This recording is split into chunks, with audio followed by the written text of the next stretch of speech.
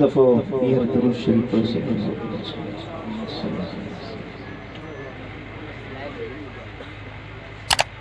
अल्हम्दुलिल्लाह रब्बिल आलमीन वल आक़िबतु लिल मुत्तक़ीन वस्सलातु वस्सलामु अला अशरफिल अंबिया वल मुरसलीन व अला आलिहि व अस्हाबिहि अजमईन। अशहदु अल्ला इलाहा इल्लल्लाह वहदहु ला शरीका लह व अशहदु अन्न मुहम्मदन अब्दुहु व रसूलुहु। अम्मा बअदु फ़अऊज़ु बिल्लाहि मिनश शैतानिर लईनिर रजीम। बिस्मिल्लाहिर रहमानिर रहीम। वस्बिर नफ्सक मअल्लज़ीना यदऊन रब्बहुम बिलगदाति वल अशी युरीदून वजहहु वला तअदु ऐनाक अन्हुम तुरीदु ज़ीनतल हयातिद दुनिया वला तुतिअ मन अग़फ़लना क़ल्बहु अन ज़िक्रिना वत्तबअ हवाहु व कान अम्रुहु फ़ुरता। सदक़ल्लाहु मौलानल अलीयुल अज़ीम। इन्नल्लाह व मलाइकतहु युसल्लूना अलन नबी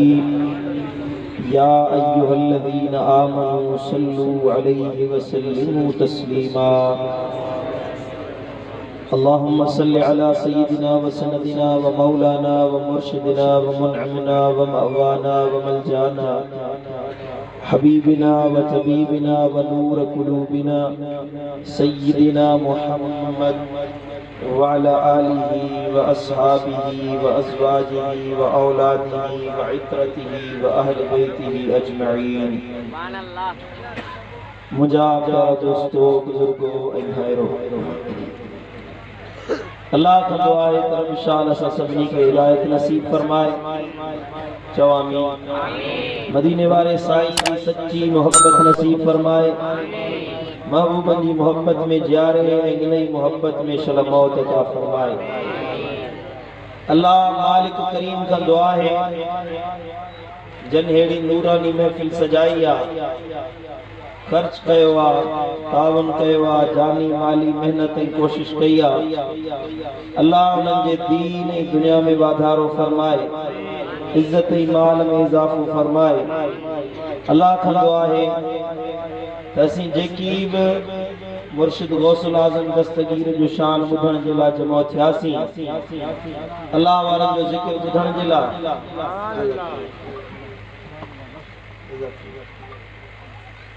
वलियन जो ज़िक्र ॿुधण जे लाइ जमा थियासीं। अल्लाह असां सभिनी जे दिलनि जी मुरादुनि खे पूरो फरमाए। सब चओ आमीन।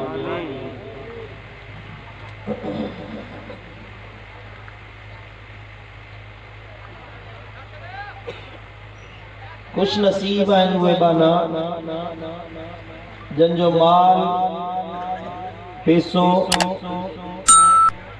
दीन जे कम में ख़र्च थींदो आहे।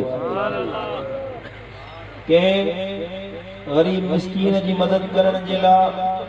कंहिं साइल या मोहताज जी मदद करण जे लाइ बि ख़र्च थिए त भली ॻाल्हि आहे। कंहिंजी हली वञी मदद कजे, पंहिंजो माल कंहिं ग़रीब मिस्कीन खे ॾिजे, या भली ॻाल्हि आहे। पर पंहिंजे पैसे खे अहिड़ी नूरानी महफ़िल ते ख़र्च कजे जंहिंमां हेतिरा समय माण्हू क़ुरान ॿुधी, दीन ॿुधी, इल्म सिखी ऐं वञी उन ते अमल कनि त इहो रुपयो रुपयो अजायो न आहे, बल्कि अल्लाह वटि मक़बूल ऐं मारूफ़ आहे। अल्लाह खां दुआ है जन हिन महफ़िल खे सजायो आहे, अल्लाह उन्हनि खे दुनिया ऐं आख़िरत जी नेमतुनि सां माला माल फरमाए। बिला तमीज़ फ़कीर पंहिंजी गुफ्तगू शुरू कंदो। तवज्जो तव्हां सभिनी जो मुंहुं फ़कीर ॾिया। चुप थी विया बोले असीं लॻो पियो। क़ुरान तो फरमाए अल्लाह जो पाक कलाम सूरत कहफ जी हिकिड़ी मुबारक आयत में फ़कीर तिलावत कई। रब फरमायो वस्बिर नफ्सक मअल्लज़ीन यदऊन रब्बहुम बिलगदाति वल अशी। बज़ाहिर अमर अल्लाह ताला मदीने वाले साईं खे ॾिनो आहे, पर इहो हुकुम पूरी कायनात जे हर मुसलमान जे लाइ आहे। रब फरमायो वस्बिर नफ्सक, पंहिंजो पाण खे उन्हनि माण्हुनि सां मिलाए छॾ, उन्हनि सां गॾु रहंदो कर। यदऊन रब्बहुम बिलगदाति वल अशी, जेके सुबुह जो ऐं शाम जो पंहिंजे रब खे पुकारींदा रहंदा आहिनि। युरीदून वजहू, उहे जेके सुबुह जो शाम जो पंहिंजे अल्लाह जे दीदार खे तलब कंदा रहंदा आहिनि। वला तअदु ऐनाक अन्हुम, ए मुसलमान पंहिंजूं अखियूं उन्हनि खां न फेरा, पंहिंजूं नज़रूं उन्हनि खां न फेरा। तुरीदु ज़ीनतल हयाति दुनिया, छा तू दुनियावी ज़ीनत चाहीं थो? जिंदगी जो सिंगार ही चाहीं थो? वला तुति मन अग़फलना क़ल्बहु अन ज़िक्रिना, कुरान तो फरमाए तो उन्हनि सां गॾिजी न वेहो जंहिंजे दिलनि खे मूं अल्लाह पंहिंजे ज़िक्र खां गाफ़िल करे छॾियो आहे, पंहिंजे ज़िक्र खां दूर करे छॾियो आहे। वत्तबअ हवाहु, ऐं उहे जेके पंहिंजे ख़्वाहिशात नफ्स जी पैरवी करण जे पोयां आहिनि, पंहिंजे ख़्वाहिशात नफ्स जे कढ लॻण वारा आहिनि। वकान अमरुहु फुरता, उन जो मामलो हद खां टपियल आहे, तव्हां उन्हनि सां गॾु न वेहंदा कयो। ए हुयो इन मुबारक आयत जो तर्जुमो। हिन सगोरी आयत में अल्लाह ताला पंहिंजे वलियन जो शान बयान कयो, वलियन जो दर्जो बयान कयो आहे, अल्लाह वारनि जो मकाम बयान कयो आहे, वलियन जी इज्जत अज़मत ऐं उन जो दर्जो रब पंहिंजे लफ़्ज़नि में बयान कयो आहे। उन सां गॾोगॾु असां उम्मत जे लाइ, असां आम इंसाननि जे लाइ बि हिकिड़ो अमर फरमायो अथई। वरी जो सुभान अल्लाह। पहिरियां रब फरमायो वस्बिर नफ्सक, ए दुनिया वारो तव्हांजी संगत, तव्हांजी सोहबत, तव्हांजी कचहरी, तव्हांजो साथ उन्हनि सां हुअणु घुर्जे जेके अल्लाह जे ज़िक्र करण वारा आहिनि, जेके रब खे पुकारण वारा आहिनि, जेके अल्लाह सां गॾु रहण वारा आहिनि, जिन खे रब पंहिंजी मइयत अता कई आहे, रब पंहिंजी महफिल अता कई आहे, अल्लाह पंहिंजो साथी बनायो आहे, अल्लाह उन्हनि खे पंहिंजो साथ अता कयो आहे। वस्बिर नफ्सक, पंहिंजो पाण खे उन्हनि सां मिलाए छॾियो। सुभान अल्लाह। संगत जो असर आहे पुट। अल्लाह तो फरमाए तव्हांखे अल्लाह अल्लाह करण अगर नसीब न थियो आहे, तव्हां ज़ाकिर न बणिया आहियो, तव्हां वली न बणिया आहियो, तव्हां अल्लाह वारा न बणिया आहियो, तव्हांखे विलायत जो ताज न मिलियो आहे, दिलगीर न थियो वलियन सां गॾिजी वेहो, तव्हांखे बि क़ुर्ब इलाही नसीब थी वेंदो। उन्हनि जो दर्जो छा आहे? जो मुअल्लज़ीन यदऊन रब्बहुम, जेके अल्लाह खे पुकारींदा रहंदा आहिनि, रब खे सॾींदा रहंदा आहिनि। यदऊन जमा जो सिगो आहे, दआ यदू मां वरतल आहे। अदुआ लफ़्ज़ इन जी हिकिड़ी माना आहे पुकार, सॾण, पुकारण, सुवाल करण। ॿी माना आहे गॾु वेहण, साथ हुअण, साम्हूं हुअण, आमो साम्हूं वेहण खे बि दुआ सॾिबो आहे। अल्लाह ताला हिते वलियन जो ज़िक्र कंदे फरमायो त ए इंसानो, तव्हां उन्हनि सां गॾु वेहंदा कयो जेके यदऊन रब्बहुम, जेके पंहिंजे अल्लाह जी कचहरी में वेठल आहिनि। अञा ज़ोर सां जो सुभान अल्लाह। चलो वक्त जी गाल नाहे, हिकड़े दीए जी गाल नाहे, लम्हे जी गाल नाहे, उन्हनि जो पंहिंजे अल्लाह सां तअल्लुक़, उन्हनि जो पंहिंजे रब सां तअल्लुक़, उन्हनि जो पंहिंजे रब सां मेलाप वक्त ऐं घड़ीअ सां नाहे, कलाक या ॿिनि कलाकनि जो मामलो नाहे। अल्लाह वारा बिल गदात वल अशी, सुबुह हुजे तॾहिं बि रब वटि हूंदा आहिनि, शाम हुजे तॾहिं बि रब वटि हूंदा आहिनि। अञा ज़ोर सां चओ सुभान अल्लाह, सुभान अल्लाह। ऐं रब तो फरमाए युरीदून वजहहू, पंहिंजूं अखियूं उन्हनि खां न फेरा। हा युरीदून वजहहू, जेके हर वक्त पंहिंजे अल्लाह जी रज़ा चाहींदा आहिनि, रब जी रज़ा चाहण वारा आहिनि। युरीदून वजहहू हिकु माना त हिते रज़ा जी आहे। मुफस्सिरन तफसीर करण वारनि जो युरीदून इरादो कंदा आहिनि वजहहू, अल्लाह जी रज़ा जो, पर वजह लफ्ज़ जी माना है चेहरो, जमाल, कमाल, हुस्न, बेमिसाल चेहरो, नूरानी मुखड़ो। वजहहू अल्लाह जो कुरान तो फरमाए युरीदून वजहहू, उन्हनि सां गॾिजी वियो जेके सुबुह जो शाम जो पंहिंजे अल्लाह जो चेहरो ॾिसंदा रहंदा आहिनि। का ॻाल्हि सम्झो था अरे कोन था सम्झो? युरीदून वजहहू, उहे जेके इरादो कंदा आहिनि, चाहींदा आहिनि हर वक्त। हिकिड़ी त चाहत जी माना आहे, इरादे करण जी माना आहे, इरादो कयनि, चाहत कयनि, पर हिते इरादे जी माना न आहे। महज़ इरादो न कयो अथनि, बल्कि हे अल्लाह वारनि जो कमाल इहो आहे, अल्लाह वारनि जो दर्जो इहो आहे जो उहे अल्लाह ताला जो दीदार कंदा रहंदा आहिनि। अञा ज़ोर सां चओ सुभान अल्लाह। को माण्हू वलियनि खे ईअं न सम्झे, हे चए थो त मलिकनि खे मरी विया, माज़अल्लाह मिटी थी विया, क़ब्र में पइजी विया, छो था दस्तगीर खे सॼो, छो था पीरा जे पीर खे सॼो, कहिड़ो दर्जो आहे उन्हनि जो? अलियाज़ु बिल्लाह। वलियनि वटि को पावर न आहे, को इख्तियार न आहे, वलियनि वटि माज़अल्लाह का कुवत न आहे, हरगिज़ न। मिठा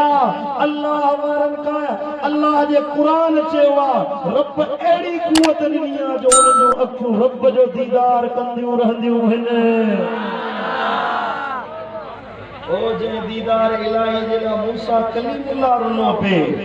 मूसा कलीम दुआओं पे घुरियो त रब अरिनी अंदुर इलैक, मौला दीदार करा, हिजाब हटा। मूसा के दीदार न थियो, पर मूसा कलीमुल्लाह खां बाद में मुझो महबूब आयो, मदीने वारो साईं आयो, मदीने वारे खे त अल्लाह दीदार कयो, करायो, महबूब जे लाइ त हिजाब हटाया, पर महबूब खां बाद में जेका उम्मत ईंदी वई, जेके उम्मती आया, तन खे बि अल्लाह दीदार कराईंदो वञे। वरी जो सुभान अल्लाह, सुभान अल्लाह। हज़रत ख्वाजा मोहम्मद ज़मान लोहारी शरीफ वारा, लोहारी शरीफ बदीन का हेठि लोहारी शरीफ आहे, ख्वाजा मोहम्मद ज़मान, सिंध जो अज़ीम हस्ती, सिंध जी अज़ीम हस्ती हज़रत ख्वाजा मोहम्मद ज़मान लोहारी शरीफ भिटाई सां न्यापो कयो। शाह अब्दुल लतीफ़ भिटाई रहमतुल्लाह अलैह हज़रत ख्वाजा मोहम्मद ज़मान लोहारी वारनि ने न्यापो कयो त क़िबला वो जो अल्लाह जो हबीब मेराज ते वियो हुयो, तवज्जो चाहींदो सदा तव्हांजो, ध्यान मुड़िया तव्हां सभिनी जो। ख्वाजा मोहम्मद ज़मान ॾे हज़रत भिटाई घोट रहमतुल्लाह अलैह न्यापो कयो, क़िबला जेको अल्लाह ताला सां कचहरी करण जे लाइ महबूब मेराज ते विया हुया, छा उहो दर बंदि आहे, दर खुलियल आहे? वलियनि जा अंदाज़ ॾिसो न। असां दुनिया जो पुछंदासीं अबा फार्म कीअं हलाइबो, दुकान कीअं हलाइबो, हे फलाणो वापार कीअं कबो, फलाणे वापार में केतिरो फ़ाइदो आहे, हिन वापार में केतिरो फ़ाइदो आहे। वलियनि जी कचहरी इहा आहे त रब सां दीदार करण वारा रस्ता खुलियल आहिनि या बंदि आहिनि? वरी जो सुभान अल्लाह। ख्वाजा साहब न्यापो कयो भिटाई साईं, ॿुधायो क़िबला वो दर जो महबूब मेराज ते विया हुया, सो बंदि थी वियो या खुलियल आहे? ख्वाजा मोहम्मद ज़मान लोहारी वारनि न्यापो कयो त भिटाई ईअं न आहे, बगदाद शहर में खलीफे के दरिया जे पार उखरणो हुयो पो उन पंहिंजे लाइ हिकिड़ी पुल ठहराई मोरी ठहराई फुरात नदीअ ते उन दरिया जे मथां पुल ठहराई त मां मटिया सफ़र कयां त अच वञ रखा बादशाह त उन तां मटे वियो उन तां वज़ीर बि मटनि पिया मुशीर बि हलनि पिया पुल जे मथां बादशाह खलीफ़ो त गुज़री वियो उन जा वज़ीर नौकर चाकर उहे न वञनि पिया पर उहा सॼे शहर बगदाद वारनि जे लाइ फ़ाइदो थी वियो जो सभई उन तां पुल तां पार उकरनि पिया बेटाई उहा रब जे दीदार वारो रस्तो बंदि न थियो आहे जेको तालिब थियो आहे इन पुल तां चढ़ण जो उन जे लाइ अल्लाह दर खोले छॾिया आहिनि वरी जो सुभान अल्लाह सुभान अल्लाह सुभान अल्लाह इन जे करे मदीने वारे साईं फरमायो त अस्सलातु मिअराजुल मुमिनीन नमाज मोमिनन जो मेराज आहे नमाज मोमिनन जो मेराज आहे नमाज में मोमिनन के मेराज नसीब थींदो आहे हज़रत हैदर करार मौला अली शेर जली फातिह खैबर नबी जो बिरादर असदुल्लाह अल गालिब सैयदना अली बिन अबी तालिब रज़ी अल्लाह तआला अन्हु फरमायो हैदर करार फरमायो त मूंखे नमाज में जहिड़ो सुकून मिलंदो आहे दुनिया जी कंहिं शइ में अहिड़ी लज़त न मिलंदी आहे जिस्म ते तीर लगंदा हुया के जंग ते वेंदा हुया ये जिस्म ते जख्म हूंदा हुया तलवार जा घाव वॾा गहरा हूंदा आहिनि चमड़ी कटजी वञे खल कटजी वञे गोश्त कटजी वञे रत पियो वहंदो हुयो तबीब ईंदो हुयो टाको हणण जे लाइ साईं मुंहिंजा जख्म बंदि करण जे लाइ रत बीहंदो न हुयो साईं खे अज़ियत पहुचंदी हुई पाण फरमाईंदा हुया सब्र कयो मां नमाज़ पढ़ा पाण नमाज़ पढ़ण शुरू कंदा हुया तबीब मलम पट्टी करे वठंदो हुयो टाका हणी वठंदो हुयो साईं मुंहिंजा ज़ख्म बंदि थी वेंदा हुया अली खे ख़बर कोन पवंदी हुई चेहरे ते दर्द जा आसार नज़र कोन ईंदा हुया अर्ज़ कयो वियो क़िबला इन नमाज़ में छा आहे जो तव्हांखे दर्द जो एहसास नथो थिए मुंहिंजे मौला फरमायो जॾहिं असां नमाज़ पढ़ंदा आहियूं मालिक जो दीदार कंदा आहियूं का गाल समझो था कि कोना समझो सुभान अल्लाह हजरत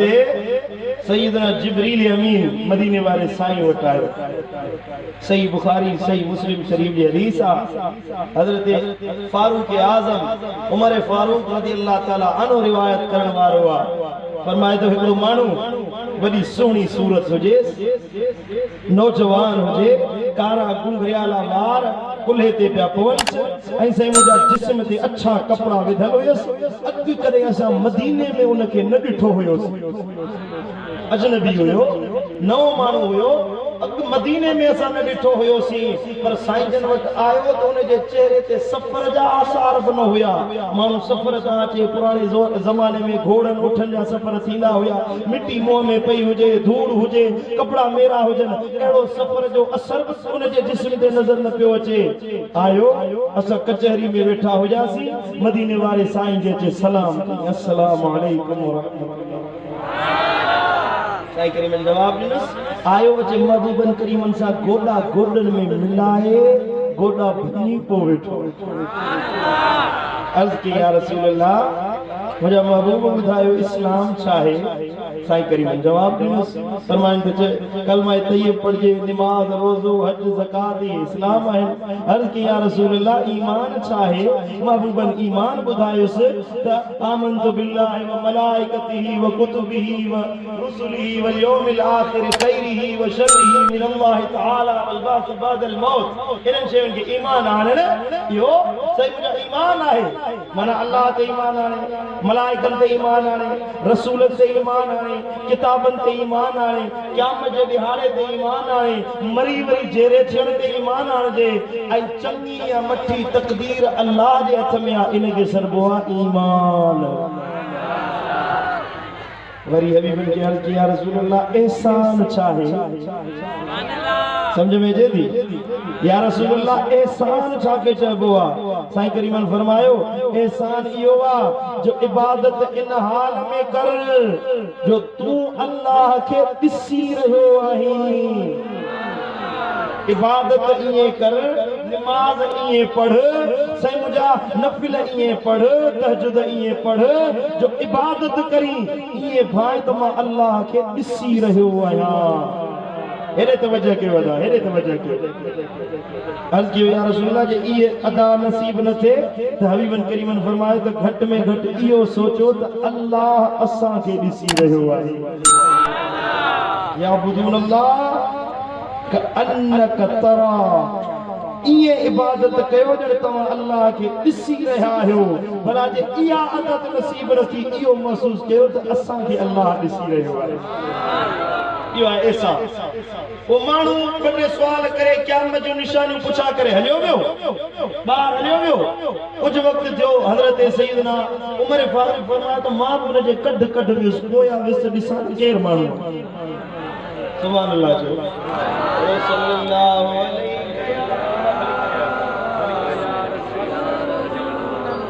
सल्लल्लाहु अलैहि या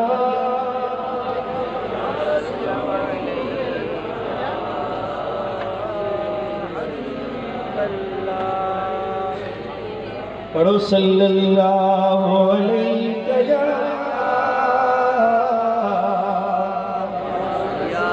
रसूल अल्लाह।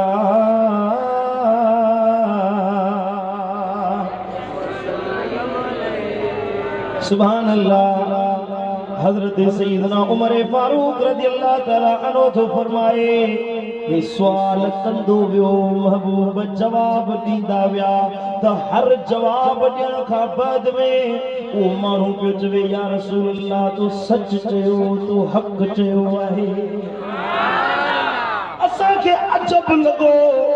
हैरत लगी, अजीब माण्हू आहे, सुवाल बि करे थो वरी उनजी तस्दीक बि पाण थो करे ॼण अॻे ख़बर हुयसि, अॻे इन ॻाल्हि खे ॼाणे पियो। असांखे हैरत लॻी, अजब वरितो, अजीब माण्हू आहे, सुवाल बि करे थो उनजी तस्दीक बि करे थो। सुभान अल्लाह। सुवाल करे वापसि मोटियो, उमर साईं थो फरमाए मां बि कढ लॻो सांस, पोयां वियो सांस त ॾिसां केरु इंसान आहे। अल्लाहु अकबर। मस्जिद नबवी जे दर मां निकितो, उमर साईं तो चवे मुंहिंजे अखियुनि खां ओझल थी वियो आहे। मां वापसि महबूबन वटि आयुसि, लजपाल नबी वटि अचे पहुतुसि। साईं करीमन सल्लल्लाहु अलैहि वसल्लम फरमायो उमर सुञा तू इहो केरु हुयो, क्या तू इहो केरु हुयो, ख़बर अथई इहो केरु हुयो। असां अर्ज़ कयोसीं या रसूल अल्लाह अजीब माण्हू हुयो, सुवाल बि कयईं पे वरी जवाब जी तस्दीक बि पाण पे कयईं, वियो नज़रुनि खां ओझल थी वियो, ख़बर कोन पई केरु हुयो। या रसूल अल्लाह ॿुधायो इन जी माजरा छा आहे। नबी साईं फरमायो उमर यो जिब्रील हुयो जेको तव्हांखे दीन सेखारण जे लाइ आयो हुयो। वरी जो सुभान अल्लाह, सुभान अल्लाह। जिब्रील ईंदो सैयद जी सलामीअ ते, पलकनि तां अचनि फौजूं गोहर जी गुलामीअ ले, मेलो मतल हर दम हर वार मदीने में, या मोहब्बत वारनि खे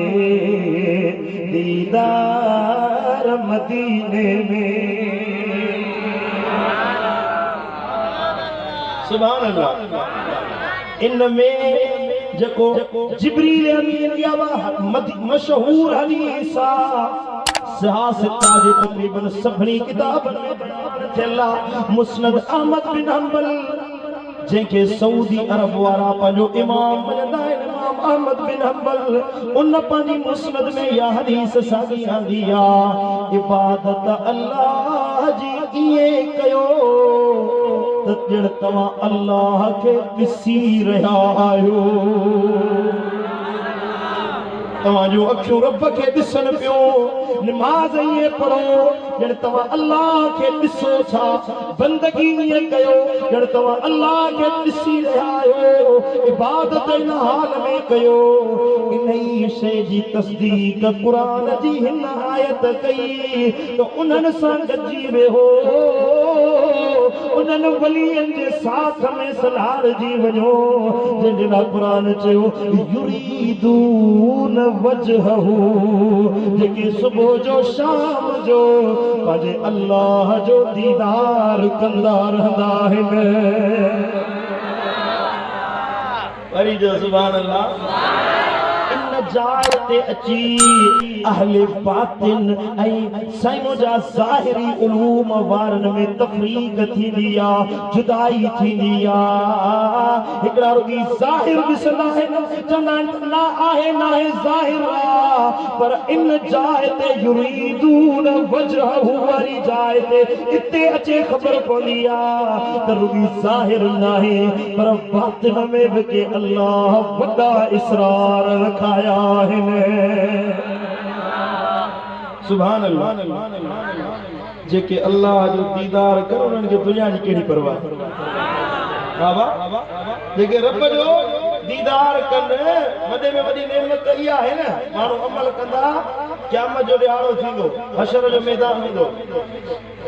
सॼे राज जा माण्हू उते जमा हूंदा आदम खां वठी आख़िरी इंसान ताईं हिकिड़ा माण्हू जन्नत में वेंदा हिकिड़ा माण्हू दोज़ख में वेंदा पर हिकिड़ा माण्हू विच महशर में बीठा हूंदा रब फरमाईंदो वञो जन्नत में बीठा हूंदा वेंदा कोन जन्नत में अर्ज़ कयो वेंदो हा अल्लाह जो हुकुम थींदो हलो जन्नत में हे माण्हू अर्ज़ कंदा मुंहिंजा मौला ओ मुंहिंजा करीम रब असां निमाज़ूं इन जे लाइ न पढ़ियूं हुयूं त असांखे हूरूं ॾे असां रोज़ा इन जे लाइ न रखिया हुया त असांखे जन्नत जा महल ॾे असांखे जन्नत जूं माड़ियूं ॾे बंगला ॾे ओ मुंहिंजा मौला असां इबादत इन जे लाइ न कई हुई असांखे जन्नत जा इनाम ॾे रब पुछा कदो पुछो इबादत कई हुई उहे चवंदा मुंहिंजा मौला असां इबादत इन जे लाइ कई हुई त जीअं तुंहिंजो दीदार करे सघूं वरी जो सुभान अल्लाह सुभान अल्लाह हजरत सैयदना मुर्शिदना गौसुल आज़म पीराने पीर दस्तगीर महबूब सुभानी गौस समदानी शहबाज लामकानी कंदील नूरानी मुर्शिदी अब्दुल कादिर जीलानी हसनी हुसैनी सब जो रज़ी अल्लाह ताला अन्हु वरदा मुझे मुर्शिद गौसुल आज़म फरमायो मुझी एड़ी रात नाहे जंहिंमें अल्लाह जी कचहरी नसीब नथी हुजे सुभान अल्लाह उहे अल्लाह जी कचहरी में पहुता त रब उन्हनि खे मरण खां बाद में बि ज़िंदा हयात करे छॾियो आहे अल्लाह जे कुरान फरमायो फज़कुरूनी अज़कुरकुम तव्हां मूंखे यादि कयो मां तव्हांखे यादि कयां अल्लाह तवज्जो ॾिजो नुक़्तो जी बयान थो कयां मां अल्लाह जे कुरान फरमायो तव्हां मूंखे यादि कयो मां रब तव्हांखे यादि कयां तव्हां मुंहिंजो ज़िक्र कयो मां तव्हांजो ज़िक्र कयां इन ई आयत जे हद तफ़सीर में सही मुस्लिम सुनन इब्न माजा में हदीस आहे मदीने वारे साईं फरमायो त रब तो फरमाए ओ बना तू पंहिंजे यारनि दोस्तनि सां गॾु वेही मुंहिंजो ज़िक्र कर मां अल्लाह मलाइकनि सां गॾिजी वेही तुंहिंजो ज़िक्र कंदो आहियां बाना तू अकेलायुन में वेही तू तन्हायुन में वेही रातन का लिखी रात जे अंधेरन में तू अल्लाह जो जिक्र कर मु रब जी बंदगी कर मु अल्लाह जे जिक्र में तन्हा थी वे मां अल्लाह वरी अर्शे मु अल्लाह ते अकेलो वेही तो पाने के याद कंदो आया सुभान अल्लाह कदीमा सदाइया हर इंसान के फना है हर मानू फानिया मानू जी उम्र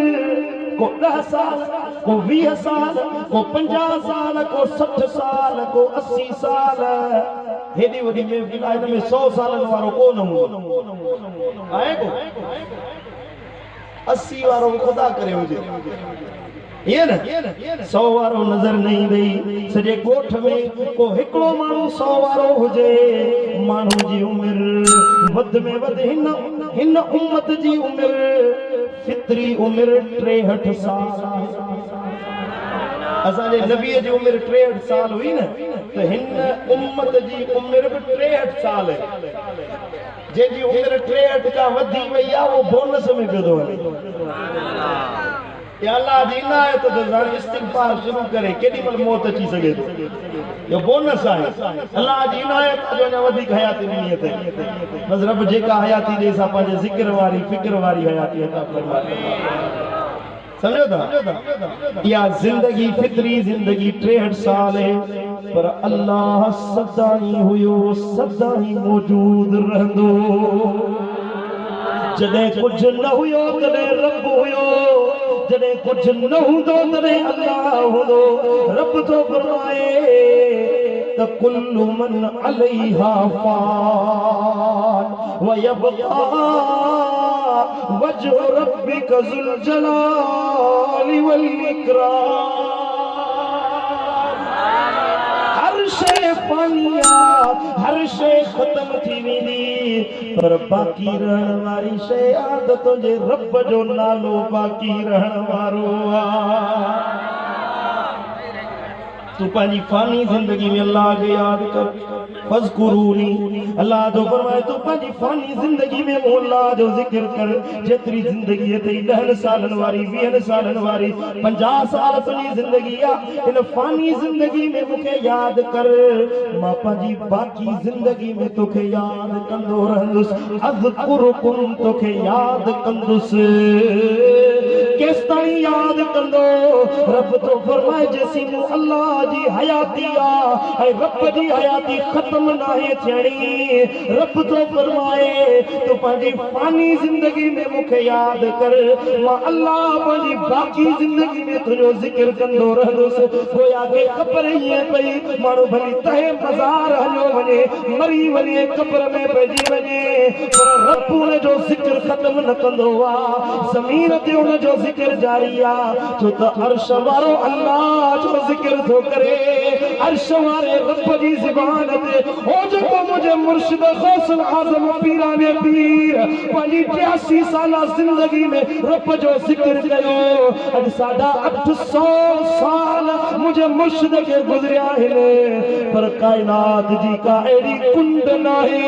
जिथे दस्तगीर जो जिक्र न हुजे नारे रिसालत नारे तहकीक नारे हैदरी नारे पीर ताजदार खत्म नबुव्वत ताजदार खत्म नबुव्वत सुभान अल्लाह समझ में आई का गाल ले कौन आई रब तो फरमाए तव्हां पंहिंजी फानी जिंदगी में मुखे याद कयो मां अल्लाह तव्हांखे पंहिंजी बाकी जिंदगी में हयात ॾेई छॾींदुसि सुभान अल्लाह वो वली सगोरो भली कब्र में पइजी वञे वो ज़ाकिर बानो वो अल्लाह के याद करण वारो बानो भली कब्र में पवे तॾहिं बि ज़िंदा हूंदो जेको चवे थो न मरी विया मिट्टी में मिली विया हाणे जिंदगी खत्म थी वई चौथा साईं मुंहिंजा सॼो चौथा यारियूं कयो चौथा दस्तगीर जो लंगर कयो कहिड़ो फ़ाइदो आहे कि न अजब आहे हिन जी सोच ते मुंहिंजे मुर्शिद दिलबर साईं फरमायो ऐ वलियन जो शान वाला वधायो वहाबा पर मुला जो लाए छाते मगज थियो खराब है वलियन जो शान वाला वधायो वहाबा मुला जो लाए छाते मगज थियो खराब वली सगोरा वारिस आहिनि ये धरती उन्हनि हवाले सबूर में आ कुरान में आ लिखत उन्हनि जे नाले वली सगोरा वारिस आहिनि हीअ धरती उन्हनि हवाले ज़बूर में आ कुरान में आ लिखत उन्हनि जे नाले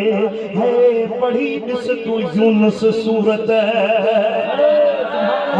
पढ़ी ॾिस तूं यूनुस सूरत ख़ुदा जो ख़िताब आ मुला जो लाए छाते मगज़ थियो ख़राब आ तू न मनी तो भली न मन तू असां त मनदा आहियूं यारीअ वारे गौस संदो सभु ख़ैर मंडींदा आहियूं जेके यारी कंदा आहियो से त भेज न सघे तू न मनी तो भली न मन तू असां त मनदा आहियूं यारी वारे गौस संदो सभु ख़ैर वॾींदा आहियूं हे दिल बर साईं ते कावड़ कन था कलब जन कबाब मुला जो लाए छाते मगज़ थियो ख़राब मुझो साईं शान वारो मान वारो सुभान अल्लाह शरीफ पढ़ो सल्लल्लाहु अलैहि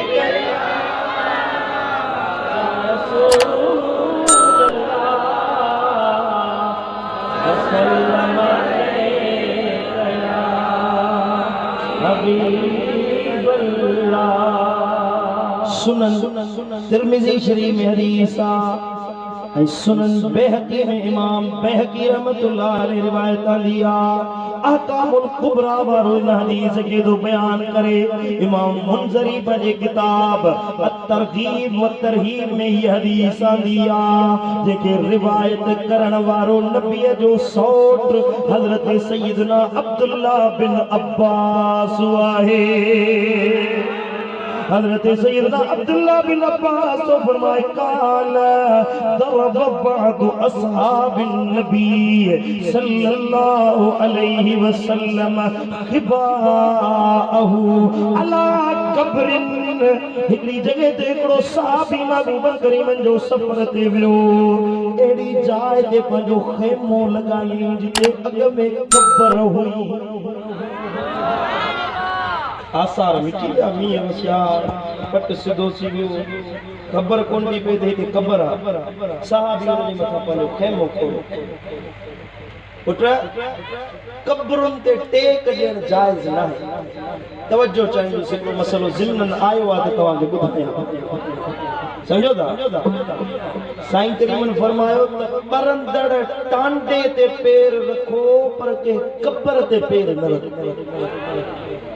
हिकिड़ो साहबी हुजे क़बर ते टेक ॾे वेठो टेक क़बर ते टेक ॾे वेठो हुजे मुंहिंजे लजपाल नबी हुनखे ॾिठो पाण फरमाइनि त न तूं क़बर वारे खे अज़ियत ॾे न क़बर वारो तोखे अज़ियत पहुचाए अर्ज़ की या रसूल अल्लाह मां क़बर ते टेक थो ॾियां कि अज़ियत थी पहुचे साईं पे फरमायो हाओ हाणे साईं कब्ज़ा माफ़िया आवाज़ सही करी सघां कब्ज़ा माफ़िया माण्हू थिया आहिनि कब्रिस्तान खे मिटायो न ते घर ठाहे वेठा अहिड़ा माण्हू ॿियो त थियो त कब्रुनि खे वरी हिकिड़ा मिसमार करण वारा थिया ठाहे वेठा ॿियो त थियो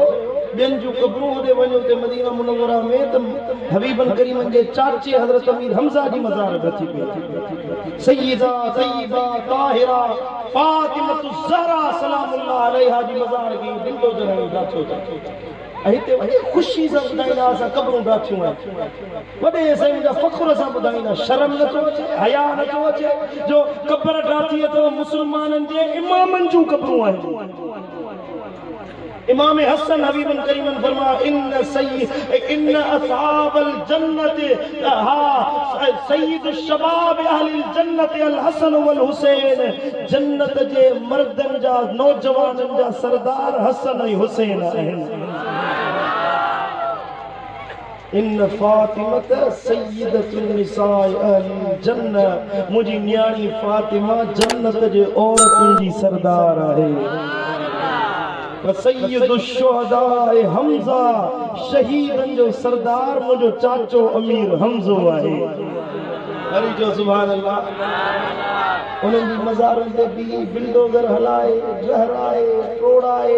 ऐं त ख़ुशी सां ॿुधायो त असां क़बरूं टोड़ायूं आहिनि। महबूब करीम फरमायो कि क़बर ते टेक बि न ॾींदा कयो उनखे अज़ियत थी पहुची। हो त थिया बदबख्त, हो त थिया सही मुंहिंजा दुश्मन सहाबा जा अहले सुन्नत जे अक़ाइद जा। दिले थोरो घटाइस पुट। असांजा सही अक़ीदे वारा सुन्नी क़ब्रिस्तान में वञनि था पोइ उन्हनि जो हाल ॾिस। कलंदर जी क़बर ते के वञनि था, भिटाई जी मज़ार ते वञनि था, आसे पासे में क़बरूं कोन्हनि के वञी निहार त क़बरुनि जे मथां बिस्तरा विछाए सुता पिया आहिनि। असांजा सुन्नी चवनि था सुन्नी आहियूं, क़बरुनि जे मथां टेक ॾियो, हुते ॿी का टेक नथी मिले त क़बर ते टेक ॾेई पोइ वेठा आहियूं। इहो हराम आहे, हराम आहे, हराम आहे पुट। असां सुन्नियुनि जो अक़ीदो आहे, न कंहिं क़बर खे सजदो जाइज़ आहे, न कंहिं क़बर खे तवाफ़ जाइज़ आहे, न कंहिं क़बर जे मथां वेहण जाइज़ आहे, न टेक ॾियण जाइज़ आहे। असांजो सही सुठो सवलो सिधो सवलो सुन्नियुनि जो अक़ीदो इहो आहे। जॾहिं क़ब्रिस्तान में वञो के वली सगोर जी मज़ार ते वञो, उते वञी सलाम कयो, अस्सलामु अलैकुम या दार क़ौमिन मुमिनीन। सलाम जेको मदीने वारे साईं सेखारियो आहे सो सलाम करे दुआ घुरो, पंहिंजा मतिलब रब जो हुज़ूर में पेश करे वरी वलीअनि जे दरबार मां पोइ पेर वापसि मोटो त इहो पिराए खटे पोइ वापसि ईंदो। वरी जो सुभान अल्लाह। सम्झ में अचे थी ॻाल्हि की न कोन थी अचे भाउ? अमल कबो हिन ॻाल्हि ते की न कोन कबो? हे सुन्नियुनि जो मां ज़िमेदार माण्हू थी थो ॻाल्हि कयां। हे सुन्नियुनि जी स्टेज आहे। असांजो अक़ीदो के क़बर खे तवाफ़ करण जो न आहे, के क़बर खे सजदे करण जो न आहे, न असां क़बर वारे खां घुरंदा आहियूं। असां ईअं चवंदा आहियूं मौला दस्तगीर तुंहिंजो प्यारो बानो अथई, हिन जे सदके पुटड़ा अता फरमा। वरी जो सुभान अल्लाह। असांजो वसीलो हिन वब्तगू इलैहिल वसीला, जंहिंजे लाइ क़ुरान फरमायो त उन रब ॾे को वसीलो तलाश कयो। असांजे लाइ त वॾे में वॾो वसीलो मुंहिंजो मुर्शिद गौसुल आज़म पीराने पीर दस्तगीर आहे। चओ सुभान अल्लाह। ऐं असांजो अक़ीदो आहे त दस्तगीर अहिड़ो वसीलो आहे जो ॿुॾल ॿेड़ा बि तारे ॾेखारींदो आहे, मुर्दा बि जेरा करे उथारींदो आहे, दुख बि लाहे ॾेखारींदो आहे, रब जे हुक्म सां इमदाद जे लाइ बि ईंदो आहे, मुरीद जी मदद बि कंदो आहे त सार बि लहंदो आहे। सॾे न चवे मदद कर मूं निमाणीअ जी, ओ मिठा महबूब सुबहानी करे वार गाणीअ जी, ओ अची रस जवान जीलानी कई मुर्दा जियारिया तो उडल बेड़ा बतारिया तो अची ओखिया उकारिया तो अची ओखिया उकारिया तो आई तू गौस समदानी। ओ तुझा दुश्मन तरजी विया वॾे ओखे में अड़जी विया, ओ कशालन मंझ सिकड़जी विया, रुनो थे शेख हुसन आनी। अजब जोर सां चओ सुभान अल्लाह। हो ॿुधो फरियाद हिन दिल जी, पुॼायो आस हिन मन जी। असां बि सॼड़ो कयूं दस्तगीर खे, ॿुधो फरियाद हिन दिल जी, पुॼायो आस हिन मन जी, मूंखे मोहबत आहे जिन जी मिलायो मीर से मदनी अना ज़ोर सां चओ सुभान अल्लाह असांजो अक़ीदो आहे त मुंहिंजो महबूब मुस्तफ़ा बि राज़ी थींदो त दस्तगीर जे सदके राज़ी लॼपाल नबी ताईं जे रसाई मिलंदी त दस्तगीर घोट जे सदके मिलंदी सुभान अल्लाह छो त उहे क़ब्रुनि में बि ज़िंदा हयात हूंदा हदीस मुबारका पे पढ़ियमि पढ़ो सल्लल्लाहु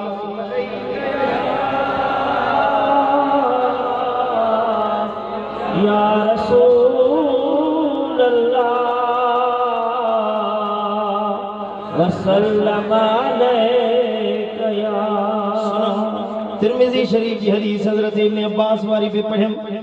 सहाबी हिकड़ी जाइ ते आयो ख़ैमो है उते का क़ब्र हुई इनके ख़बर कोन रात जो पहर थियो हज़रत वो सहाबी ये बैठो हुयो त बुधई को इंसान यक़रा सूरत तबारकल्लज़ी बियदिहिल मुल्क व हुवा अला कुल्लि शैइन क़दीर रात जो वक्त हुयो साहबी पंहिंजे खेमे में सुतला अचानक खेमे में कंहिंजे सूरत तबार पढ़ण जो आवाज़ ॿुधई को सूरत मुल्क थो पढ़े पियो साहबी कन लातो गौर जो कई त पूरी सूरत तबार ॿुधंदो वियो पर उसे पासे में को पढ़ण वारो नज़र न आयो को नज़र न आयो हे साहबी ॿिए ॾींहं ते महबूब करीम जे ख़िदमत में आयो फअतन नबी सल्लल्लाहु अलैहि वसल्लम साईं करीम वटि आयो आहे अर्ज़ कई या रसूल अल्लाह इन्नी दरबतु ख़िबाई अला क़ब्रिन व अना ला अहसिबु अन्नहु क़ब्रुन या रसूल अल्लाह हिकड़ी क़ब्र ते मूंखे मोहियो मूंखे ख़बर न हुई त को ख़ैमो आहे फइज़ा फीहि इंसानुन यक़रा सूर तबारकल मलिक मुंहिंजा महबूब ॿुधो न क़ब्र मां सूरत मुल्क जो आवाज़ पियो अचे फ़क़ाल रसूलुल्लाह सल्लल्लाहु अलैहि वसल्लम हिय मानिअतु हियल मुंजियतु तुंजी मिन अज़ाबिल क़ब्र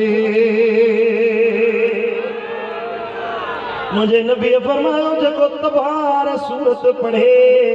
या तबार सूरत या सूरत रोकण वारी या अज़ाबन खे जहन्नम खां निजात ॾियारण वारी या सूरत क़ब्र जे अज़ाब खां बचाईंदी आहे जेको माण्हू रोज़ानो इशा नमाज़ खां बाद में सूरत तबारक पढ़े सूरत मुल्क पढ़े उनखे क़ब्र में अज़ाब न थींदो क़ब्र जो अज़ाब हक़ आहे क़ब्र जो अज़ाब हक़ीक़त आहे हक़ आहे ये न भायो त क़ब्र में वेंदासीं त बस मरी वेंदासीं ख़बर ई कोन पवंदी इहो अक़ीदो आहे जेको तहरियो तबको आहे कम्युनिस्ट जेको अल्लाह खे नथो मञे चवंदा मरी वेंदासीं बस ख़तम थींदासीं को सिलो न बचंदो का शइ न बचंदी न जन्नत भी है दोज़ख भी है ना माने मर के देख सुभान अल्लाह मरंदे त ख़बर पवंदी समझो था करे कोन था समझो क़ब्र में माण्हू पवंदो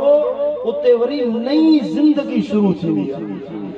हिकड़नि जो ताल्लुक ज़मीन तां ख़त्म थी वेंदो आहे ज़मीन वारनि सां उन्हनि जो ताल्लुक टुटी वेंदो आहे पर बरज़ख में उन्हनि जी ज़िंदगी हूंदी आहे हिकड़ा इंसान अहिड़ा हूंदा आहिनि जेके मरंदा आहिनि वरी बि उन्हनि जो ताल्लुक ज़मीन वारनि सां जुड़ियल हूंदो आहे उहे आम इंसान न हूंदा उहे अल्लाह जा कामिल वली हूंदा आहिनि को अहले नज़र हुजे को अखियुनि वारो हुजे वो उन्हनि क़ब्रुनि वारनि ते नूर नाज़िल थींदे ॾिसंदो आहे ॿी जगह ते सुनन अबी दाऊद शरीफ जी हदीस मक़ासिदुल हसना में भी रिवायत अचे थी हज़रत सय्यदा आयशा सिद्दीक़ा रज़ियल्लाहु तआला अन्हा थी फरमाए त लम्मा मातन नजाशी कुन्ना नतअद्दसु अन्नहु ला यज़ालु युरा अला कब्रिही नूर। हाणे थकजी पिया आहियो बोले क्या थका हो जो तो किबला साईं के चो तो दुआ घुरन हाणे हां हले हले अञा 50 मिनट थिया आहिनि 20 मिनट अञा तकरीर कंदुसि अध कलाक 40 मिनट मुर्शिद पूरो कयो 1.5 कलाक सुभान अल्लाह मूंखे वरी क्या जलसा आहियो सुभाणे थकल त न आहियो न बा जेके साम्हूं वेठा आहिनि से सुभान अल्लाह चवंदा पोयनि खे वरी सी लॻो हाले छा मां त सवा कलाक तकरीर करे वञा साईं ज़हन वेंदो नारे तकबीर, नारे रिसालत, नारे तहसीन, नारे हैदरी। सुभान अल्लाह नजाशी बादशाह हुयो जे महबूबन ते ईमान आंदो हुयो सीरत जा किताब खोलियो नजाशी जे महबूबन खत लिखियो हुयो हिबशा जो बादशाह हुयो जने मुसलमान पहिरी हिजरत करे विया हुया पहिरी हिजरत जेका हिबशा में थी हुई नबी जो सौट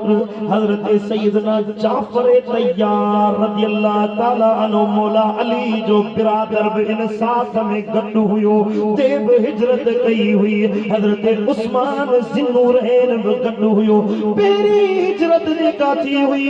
इन नजाशी मुसलमानन खे पनाह ॾिनी हुई साईं करीमन ते ईमान आंदुई कलमो पढ़ी मुसलमान थियो ऐं पहिरियों बादशाह हुयो जे मदीने वारे ते कलमो भरियो हुयो पहिरियों बादशाह हुयो नजाशी मुसलमान थियो हुयो जॾहिं वफ़ात करे वियो मुंहिंजा महबूब सुणा पंहिंजे हुजरे में तशरीफ फरमा हुया अचानक मुझे लजपाल नबी ते गम तारी थी वियो दुख तारी थी वियो पाण रोण लगा आहिनि अर्ज़ कयो वियो या रसूल अल्लाह तव्हां खे कहिड़ी शइ रोआरियो आहे हबीब फरमायो मुंहिंजो आशिक नजाशी अॼु वफ़ात करे वियो नजाशी वफ़ात करे वियो अल्लाह अकबर कबीरा छा मदीनो छा हिबशा हज़ारे मेलन जो मुफ़ासिलो जंहिंखे एथोपिया सॾींदा आहिनि एथोपिया उन वक़्त जो हिबशा मुल्क हुयो अॼु बि नजाशी जी मज़ार उते आहे नजाशी बादशाह नजाशी उन जी मज़ार उते एथोपिया में आहे वफ़ात कई एथोपिया में मुंहिंजे लजपाल नबीअ खे मदीने में ख़बर पइजी वई साईं ॾिसनि पिया हे चवे तो नबी के भित जे परे पासे जी माज़ अल्लाह खबर ना है मार का खुदा जी पवी एड़ो अकीदो नबी जे ला तो रखी नबी तो मदीने में वही नजाशी के भी दिसे पियो अरे जे नजाशी के दिसे पियो ते हे आशिक मदीने का परे ना है न मुझो महबूब इनन के भी दिसे वरी जो सुभान अल्लाह तो सिक मां सॾ करे तो मुझे महबूब वट पावर मुझे नबी वट इख्तियार मुझे नबी वट कुवत साईं करीम वट एड़ो पावर आहे जो मुझो महबूब एड़ो ही आ जो मदद करे तो मदद जिला अची सके असा जो दस्तगीर अची सके तो वो तो नबी जे गुलामन जो गुलाम आ छा मुझो महबूब मुस्तफा करीम वट ताकत कोन थी वरी जो सुभान अल्लाह जोर सा जो सुभान अल्लाह तो मैं उर्दू की माफ करा सुभान अल्लाह आशिक चवे तो इमाम अंबिया हबीबे किबरिया मेरे हुजूर दी कोई मिसाल नहीं इमाम अंबिया हबीबे किबरिया मेरे हुजूर दी कोई मिसाल नहीं हुस्न दी इंतहा मोहम्मद मुस्तफा हुस्न दी इंतहा मोहम्मद मुस्तफा मेरे हुजूर दी कोई मिसाल नहीं वल फज्र जिसदी पेशानी ओ सुना यासीन सेहरा आए नुल्लाह अखियां नूरानी वजहुल्लाह चेहरा दिल खोले जो सुभान अल्लाह है वल फजर जिसदी पेशानी सुना यासीन सेहरा ऐनुल्लाह अखियां नूरानी हो वजहुल्लाह चेहरा शीरी सुखन रूहे चमन शाहे ज़मन शफीए आसिया नबी खैरुल वरा शफीए आसिया नबी खैरुल वरा मेरे हुजूर दी कोई मिसाल नहीं हुस्न दी इंतहा हबीबे किबरिया हुस्न दी इंतहा मुहम्मद मुस्तफा मेरे हुजूर दी कोई मिसाल नहीं वरी जो सुभान अल्लाह वरी ये शेर मान बेतन जे नाले ते तो पढ़ा वजना सैयद सुना बैठा है हसनैन दा सोहना नाना चंग तोड़े ते जोड़े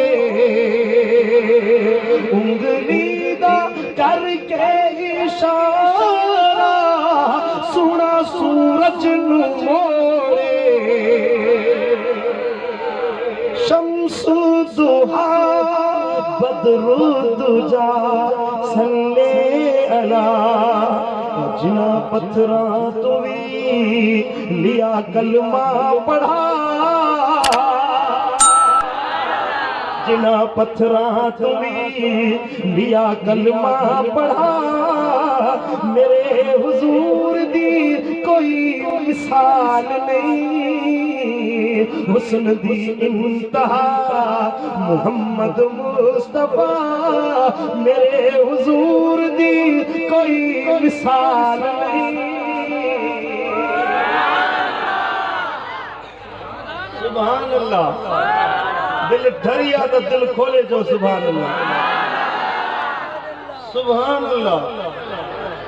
नज्जाशी बादशाह उत्ते नजाशी हिबशा में वफात कई मुझा महबूब मदीने में दिसन साईं फरमायो सिफू सिधियूं कयो असां नजाशी जो जनाज़ो पढ़ंदासीं मदीने में भी साईं करीमन फरमायो तव्हां न ॾिठो मूं ॾिठो नजाशी जो जनाज़ो खणी मलाइकन मुझे आदो अचे रखियो मूं जनाज़ो नमाज़ पढ़ाई सुभान अल्लाह कब्र में पूरन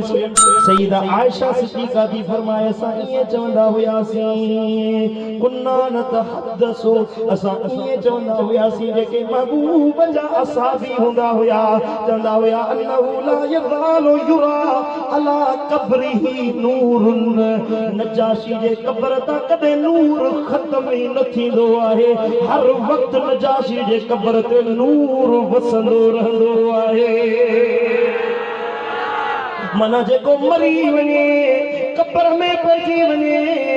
मानू चवंदा त मिट्टी में मिली विया खत्म थी विया उन्हनि ते का शइ कोन्हे का को सॾ नथा ॿुधन पर सईदा आयशा थी फरमाए त नजाशी जे कब्र ते नूर वसे पियो नजाशी त नबीअ खे ॾिठो ई न हुयो दीदार ई न कयो हुए पर पुठ कलमो भरे मुस्लमान थियो हुयो ओ मिठा उन जो इहो दर्जो आहे त मञणो पवंदो त अल्लाह वारनि जूं जेके मज़ारूं आहिनि से नूर सां ढकियल हूंदियूं आहिनि उन्हनि वटि बरकतूं हूंदियूं आहिनि उन्हनि खे अल्लाह बरकतुन वारो बनाईंदो हा उन्हनि जे शयुनि में अल्लाह पाण बरकतूं रखायूं आहिनि सालिह मक़बूल हूंदा आहिनि अल्लाह जा महबूब माना हूंदा आहिनि उन्हनि खे अल्लाह ताला बरकत जो बेकर बनाईंदो आहे अल्लाह ताला उन्हनि जे सदके बरकतूं जारी कंदो आहे जेके बेबरकती मिले के वलीअ सां निस्बत रखे बरकतूं हासिल करे ॾींदो छो त अल्लाह करीम पंहिंजे वलीअनि में बेहिसाब बरकत रखाई आहे उन्हनि जा वजूद ख़ैर वारा आहिनि उन्हनि जा वजूद बरकत वारा आहिनि उन्हनि जा वजूद हत्ता के उन्हनि जूं इस्तेमाल कयल शयूं बि बरकतुनि वारियूं हूंदियूं आहिनि उन्हनि जूं दरगाहूं उन्हनि जा आस्थाना उन्हनि जे वेहण वारियूं जायूं जिते वलियनि जा कदम लॻी वञनि जिते अल्लाह वारनि जी मस्कन बणिजी वञे उहा जाइ नूर वारी थी वेंदी आहे उन्हनि जूं मज़ारूं उन्हनि जा आशियाना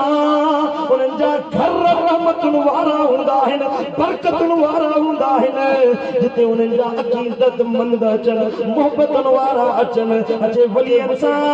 गॾिजी वेहनि अल्लाह उन्हनि खे रहमतुनि जा बरकतुनि जा भाङा ॾींदो आहे हिसा ॾींदो आहे उन्हनि खे रहमतुनि सां भरे छॾींदो आहे अल्लाह जा उहे बाना जंहिंजो ज़ाहिर ऐं बातिन सलाह ऐं फलाह सां रंगियल हुजे जन पंहिंजूं उमिरियूं अल्लाह जी इबादत में गुज़ारियूं जंहिंजूं ज़िंदगियूं रब जे इबादत में गुज़री वियूं जंहिंजो माल अल्लाह जी राह में ख़र्च थियो जंहिंजी ज़िंदगी जो लम्हो लम्हो रब जी इबादत में गुज़रियो जन हुकूकुल्लाह अदा कया हुकूकुल इबाद जी अदायगी करे ॾेखारी जिन खां दुनिया वारनि सिखियो रब जी इबादत कीअं कबी आहे अल्लाह वटि निमाज़ कीअं पढ़बी आहे सजदा कीअं कबा आहिनि तहजुद कीअं पढ़बा आहिनि माण्हुनि जिन खां सिखियो त पाड़े वारनि जा हक़ कीअं अदा कबा आहिनि अबे अम्मा जा हक़ कीअं अदा कबा आहिनि यारियूं कीअं रखबियूं आहिनि रिश्ता कीअं निभाइबा आहिनि ये अल्लाह वारा जंहिंजी ज़िंदगी बंदगी में गुज़री जंहिंजो लम्हो लम्हो अल्लाह जी इबादत में गुज़री वियो तक़वा तहज्जुद ऐं क़ुऊद ऐं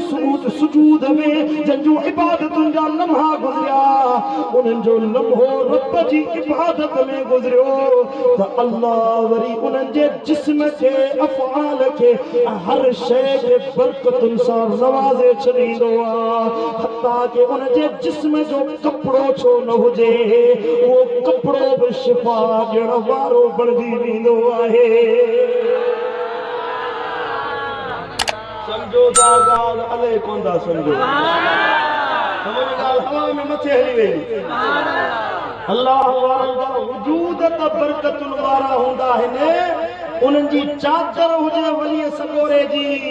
त उहा चादर बि बरकतुनि वारी हूंदी सुभान अल्लाह सुभान अल्लाह ग़ालिबन ख्वाजा अब्दुल खालिक गजदवानी रहमतुल्लाह अलैह मूंखे नालो यादि न आहे बुज़ुर्ग जो महमूद गज़नवी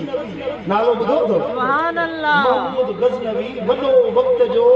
मुजाहिद थी गुज़रियो आहे जंहिं हिंदुस्तान खे फतह कयो हुयो सोमनाथ जो मंदिर जंहिं फतह कयो हुयो हिंदुस्तान में सोमनाथ जो मंदिर सब खां मजबूत किलो हूंदो हुयो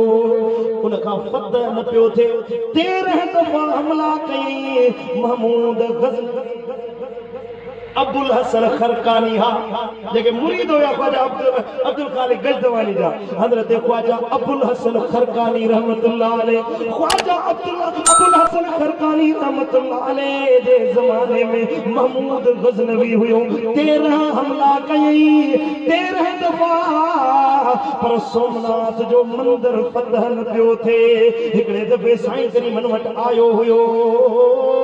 हज़रत ख्वाजा अब्दुल हसन खरकानी रहमतुल्लाह अलैह पंहिंजो जुब्बो मुबारक कुर्तो मुबारक महमूद गज़नवी खे ॾिनो पाण फरमाइनि था गज़नवी खणी वञ मुंहिंजो कुर्तो इन जो वसीलो विझी जा दुआ घुरंदे रब क़बूल करे छॾींदो तवज्जो मुड़िया बा ध्यान तवाजो मुड़िया महमूद गजनवी कुर्तो खणी वियो 13 दफ़ा सोमनाथ ते हमलो कई फतह न करे सघियो हिकड़े बिहारे में वेठो हुयो पेती खोले पाजो कपट खोले जिथे हजरत अबुल हसन खरकानी जो कुर्तो पेलो हुयो सो खोले नजर आयुस कुर्तो खणी अल्लाह का दुआ गुरी मुझा मौला ओ मुझा करीम रब तुझे वली जो कुर्तो अथई ओ मुझा मौला हिन कुर्ते जे सदके मुखे फतह दे सोमनाथ फतह याबी अता कर ओ मुझा मौला मुखे कामयाबी दे 13 दफा हमला कई फतह कौन मिलिया 14 दफो जो हमलो कई पेरे ॾींहं ते सोमनाथ जो किलो दही वियो अल्लाह अकबर जा तराना ॻाइजी विया बुत भॼी पिया सोमनाथ जे मंदिर में अल्लाह अकबर जा तराना लॻण लॻा हजरत ख्वाजा महमूद हजरत ख्वाजा अबुल हसन खरकानी वट महमूद गजनवी हली आयो परे का साईं फरमाइश महमूद असा जे कुर्ते जो सौदो सस्तो करे आयो ही उन बुधायो कोन बुधाई कोन त मुता जे कुर्ते जे जरिए फतह याबी मिलिया साईं फरमाइश बा असा जे कुर्ते जो वडो सस्तो सौदो करे आयो ही इन कुर्ते जे वसीले सा तू दुआ घुरिया अल्लाह पूरी दुनिया तुझे कदमन जे हेठा रखे छड़े हा सजी दुनिया जी बादशाही तोखे दई छड़े हा अरे जो सुभान अल्लाह पढ़ो सल्लल्लाहु अलैहि या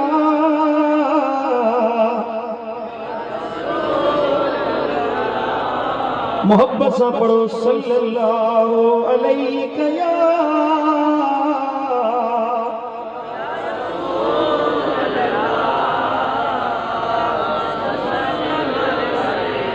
सुभान अल्लाह इन करामत ते गुमानू मत एतराज करे इन करामत ते मोबाइल ते कोई मैसेज कोन पे कुरान जी आयत पे बोलिया सुभान अल्लाह सुभान अल्लाह को माण्हू एतराज करे त साईं मुंहिंजा अल्लाह जे कामिल वलीअ जे इन्हनि शयुनि में बरकत न आहे हलिया त उन्हनि शइ ते मां क़ुरान जी मोहर हणी तोखे ॿुधायां क़ुरान पढ़े मता सम्झ में अचे मौलवी साहब जी ॻाल्हि असां वो एतराज कंहिंजे कोन कंदा आहियूं हर शइ जो दलील आहे मञण हाणे तव्हांजे मथां आहे बई रास्ता खुलियल अथव हे रस्तो अथव हे अल्लाह वारनि जी मोहब्बत वारो रस्तो अथव तव्हांजी मर्ज़ी आहे जहिड़े पासे वञो सुभान अल्लाह हज़रत यूसुफ अलैहिस्सलाम नंढो हुयो ॿाहिरि खणी खूह में किरायो खूह मां निकितो मिस्र जे बाज़ार में विकाणो हलंदे हलंदे कैद खाने में पियो आज़ादी मिली अल्लाह ताला अज़ीज़ मिस्र बनायो मिस्र जी बादशाही हज़रत सैयदना यूसुफ अलैहिस्सलाम के अता कई वई आहे वो ॿाहिरि बि आया ॾिसो तव्हां ॿुधो हूंदो बुज़ुर्गनि खां मुख़्तसर मां पंहिंजे मतिलब जी ॻाल्हि करणी आहे ॿाहिरि आया वक़्तु गुज़रियो उहे ॿाहिरि अचे कदम में किरिया ॿाहिरि खां पुछा कई हे मुंहिंजा भाइरो ॿुधायो मुंहिंजे अबे जो छा हाल आहे मुंहिंजे बाबे साईं जो कहिड़ो हाल आहे चयूं त ओ यूसुफ बाबा साईं तुझे इश्क में एॾो रुन आहिनि एतिरो रुन आहिनि जो उनजे अखियुनि ॾाढो पर्दा अची विया आहिनि ॾिसी नथा सघनि हज़रत याकूब अलैहिस्सलाम तुंहिंजे फिराक में एतिरो रुनो आहे हज़रत सैयदना यूसुफ अलैहिस्सलाम पंहिंजो कुर्तो खणी ॾिनो आहे जुब्बो मुबारक खणी ॾिनो आहे फरमाए थो इज़हबू बिकमीसी हाज़ा फअल्क़ाहु अला वजह अबी यअत बसीरा दिल खोले चो सुभान अल्लाह सुभान अल्लाह अल्लाह ताला जे नबी चयन त इज़हबू बिकमीसी हाज़ा ये मुंहिंजी कमीस खणी वञो सुभान अल्लाह कुर्तो खणी वञो अब मिस्र जो बादशाह हुयो उन वक्त में वॾे में वॾी तहज़ीब तारीख़ लिखे थी तारीख़दाननि खे पढ़ो जेके पुराणियूं अज़ीम तहज़ीबूं आहिनि जिन में इराक जी तहज़ीब आहे सिंध जी तहज़ीब मिले थी मिस्र जी तहज़ीब मिले थी पुराणी में पुराणी सिंध जी तहज़ीब आहे सिंध खां बाद में इराक जी तहज़ीब आहे इराक खां बाद में कायनात दुनिया में सब खां पुरानी तहज़ीब मिस्र जी आहे अज़ीम तरीन तहज़ीब डॉक्टर बि हुया हकीम बि हुया वैद बि हुया तबीब बि हुया हज़रत यूसुफ अलैहिस्सलाम चाहे हा तबीब मोकिले हा अखियुनि जो मुआलिज मोकिले हा इलाज करण जे लाइ न चए थो मुंहिंजी कमीज़ खणी वञो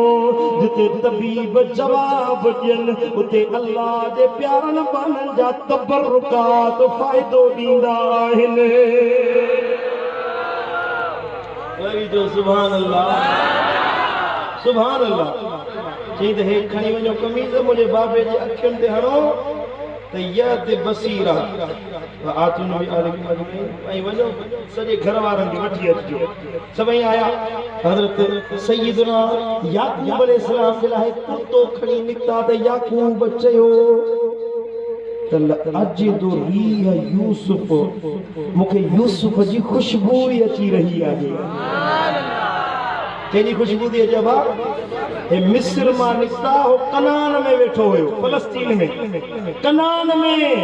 हे मिस्र में अस्कंदरिया में उतां हलिया आहिनि हिते खुशबू बि अचे माना वलियनि खे हिक ॿिए जी सुराण परे खां ईंदी रहंदी आहे माइटनि चयो रिश्तेदारनि चयोसि त बाबा तूं फइन्नी तल्लाहि फ़क़ालू तल्लाहि इन्नक लफ़ी दलालिकल क़दीम तू पुराने फिराक में मुब्तला है ये ना है यूसुफ वफ़ात करे वियो यूसुफ कब्र में वञी पियो फलम्मा अनजा अल बशीर अलकाहु अला वजहिही ओ खुशखबरी खणी अचण वारा अल्लाह जे लफ्ज़न ते गौर कयो हो कमीज़ खणी पिया अचनि हिते रब फरमायो फलम्मा अनजाल बशीर बिशारत खणी अचण वारा आया गोया गोया हज़रत यूसुफ जे कुर्ते खे अल्लाह बिशारत सां ताबीर फरमायो त इहो कुर्तो नाहे बख़्त वारनि जे लाइ माण्हुनि जे लाइ बिशारत आहे जॾहिं हज़रत यूसुफ जो कुर्तो अलकाहु अला वजहिही हज़रत याकूब जे चेहरे ते लॻायो वियो त फरतद बसीरा याकूब जो अखियूं रोशन थी वियूं आहिनि अजब वाला वाला हैरत आहे न दस्तगीर पीरा ने पीर जो बेड़ो वाकियो अचे सुभान अल्लाह हरि जो सुभान अल्लाह पर हिते वरी अजब निरालो कानून आहे दस्तगीर पीरा ने पीर वरी सखावत कोड़ी आहे सुभान अल्लाह साईं जन जो कुर्तो चोरी करण जे लाइ चोर आयो हज़रत पीरा ने पीर 70,000 दिरहम जो कुर्तो पाईंदा हुए सुभान अल्लाह 70,000 दिरहम जो अल्लाह वारो हुजे त ख़बर त पवे राजे खे त वली सगुरो अचे थो धज सां हुकूमत कई हुई मुंहिंजे मुर्शिद दस्तगीर चओ सुभान अल्लाह हाणे अल्लाह वारो को सुठो कपिड़ो पाए सुठी गाॾी ॾे एतिरा अल्लाह वारा को गाॾियुनि ते चढ़ंदा आहिनि छा अहिड़ा भला कपिड़ा पाईंदा आहिनि छा असां दस्तगीर जा मुरीद आहियूं दस्तगीर जे सदके रब ॾे पियो असां तोखे कहिड़ी तकलीफ़ थी थिए अम्मा भी नेमत रब्बी का फहदिस अल्लाह नेमत दे तो जो इजहार कयो दस्तगीर जे सदके रब खाराए पियो असां खाऊं पिया तोखे तकलीफ़ जो चओ सुभान अल्लाह साईं ने कुर्तो पाईंदा हुया उनखे हेॾे के बीड़ा हुया बीड़ा से बि सोन जा लॻल हुया असांजो उस्ताद साहब क़िबला ख़ादिम हुसैन रिज़वी नवर अल्लाह मरकदहू सबक पढ़ाईंदा हुया और फरमाइंदा त हीरा कुतरा थी नालो सादा असां फकीर माण्हू आहियूं सूफी आहियूं ईअं न थियो अल्लाह तव्हां खे दे नवाज़े त पाण ते इज़हार कयो साईं फरमाईंदा हुया त परादो वठो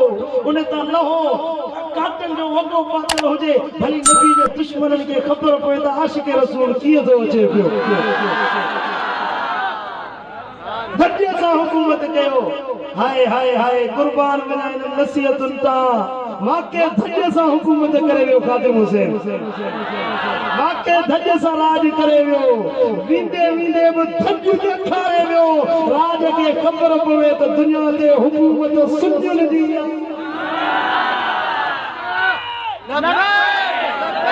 या रसूल अल्लाह लब्बैक लब्बैक लब्बैक या रसूल अल्लाह लब्बैक लब्बैक लब्बैक या रसूल अल्लाह लब्बैक लब्बैक लब्बैक या रसूल ताजदार खत्म नबूवत ताजदार खत्म नबूवत ताजदार खत्म नबूवत असांखे उते लाहौर में पढ़ंदा हुआसीं न लाहौर में उता जेको अचे वो मौलवी साहब गाड़ी कायो ईंदा पिया रेड़ो कायो ईंदा पिया सॼो इलाइक़ो भरियल हुयो ते अचे मौलवी वो मौलवी साहब रस्ते तां परे थी उस्ताद साहब चवंदो हुयो त हिननि खे नज़र ई मौलवी थो अचे माना गली में मर्द आहे ई मौलवी जेको उहो थो नज़र अचे राज घुमन था पिया उनजो नालो ज़बान ते नथो अचे माना गली में मर्द आहे मुजाहिद आलिम सगोरो जेको उनखे खे इहो थो नज़र अचे वरी जो सुभान अल्लाह मूंखे असांखे नसीहत कंदा हुया मुंहिंजे वॾो भाउ हुयो ब्रादर साजन साहिब उस्ताद खादिम हुसैन रिज़वी साहिब उनखे चवंदा हुया पप्पू ढोलू पप्पू प्यार कंदा हुया शफ़क़त फरमाईंदा हुया सो साईं जन नसीहत कंदा हुया त तव्हांजे अंदरि अहिड़ो शूर पैदा थियणु घुरिजे जो अल्लाह ताला आलिमनि खे हुकूमत ॾिनी आहे दुनिया जे दिलुनि ते राज करण जी दुनिया जा हुकुमरान पैसनि ते हुकूमत कंदा आहिनि कुर्सीअ ते हुकूमत कंदा आहिनि कुर्सी हली वञे पैसे जे पोयां पोइ नवाज़ शरीफ़ साहिब असां पैसे खे बचाइण जे पोयां आहे पर पिया बचनि फ़ाइदो थिए असां इमरान ख़ान हींअर लत मथां रखियो वेठो अथनि जंहिंजी लट कंहिंजो राज जंहिंजे हथ में लट उहो धण खे वेठो संभाले थो जीअं वणे उहे करे हो खाई खाई याद हाणे वरी नओं आयो आहे नई तब्दीली थो हाणे सम्झो था फिरकार सभिनी जा सुञाणे वेठा आहिनि पर हिन माण्हू खे माण्हुनि चयो एजेंसियुनि वारनि चयो त पैसा ॾियूं था टोकड़ ॾियूं था तूं असां वटि अचो हली आ साईं फरमाइनि था त मुंहिंजी मां दस्तगीर जो मुरीद आहियां करोड़ रुपया ॾियो तॾहिं बि पंहिंजे अक़ीदे तां फिरण वारो न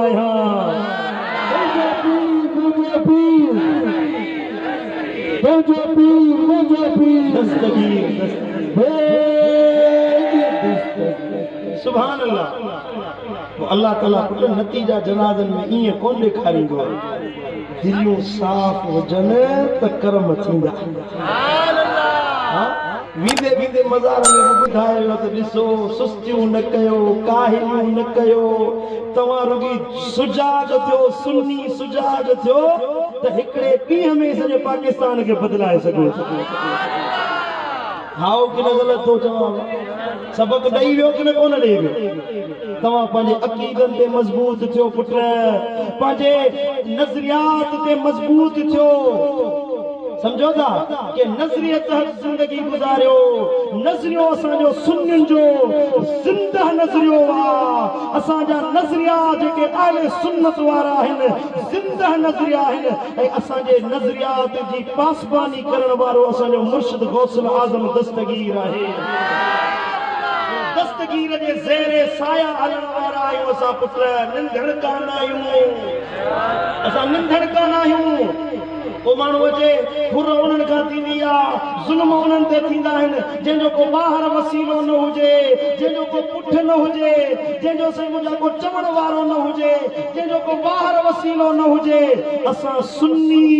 बेवसीला बेवाहा न आहियूं असांजो मददगार बगदाद वारो घोट मुर्शिद जीलानी आहे